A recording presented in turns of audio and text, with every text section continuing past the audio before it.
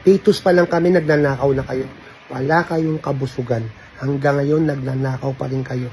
Ang gaganda na ng buhay nyo, magandang bahay, magandang kotse, sa mga ninakaw nyo nung araw. At kung mapapansin nyo, iisa lang ang apelido nyo. Lolo nyo, tatay nyo, kapatid nyo, pinsan nyo, kayo-kayo ang nagnanakaw mula noon hanggang ngayon sa gobyerno. Ang kakapal ng mukha nyo.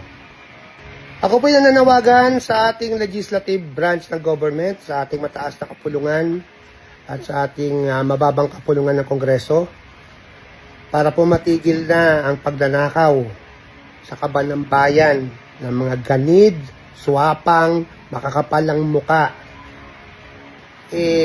Urgent po, gumawa kayo ng batas. Kung sino man pong nagtatrabaho sa gobyerno ang magnakaw ng piso hanggang trilyon pesos, bitay ang hatol. Kamatayan. Firing squad, lethal injection, silya elektrika. Gawin nyo po yan. Sana po gawin nyo. Kasi yung death penalty, ayaw nyo eh. Dahil kasama doon ang plunder eh. Ngayon, gawin nyo po ngayon yan. Para pong awa nyo na po.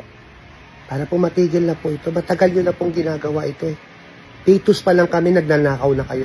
Wala kayong kabusugan. Hanggang ngayon, nagnanakaw pa rin kayo. Ang gaganda na ng buhay nyo, magandang bahay, magandang kotse, sa mga ninakaw nyo nung araw. At kung mapapansin nyo, iisa lang ang apelido nyo. Lolo nyo, tatay nyo, kapatid nyo, pinsan nyo, kayo-kayo ang nagnanakaw mula noon hanggang ngayon sa gobyerno. Ang kakapal ng mukha nyo.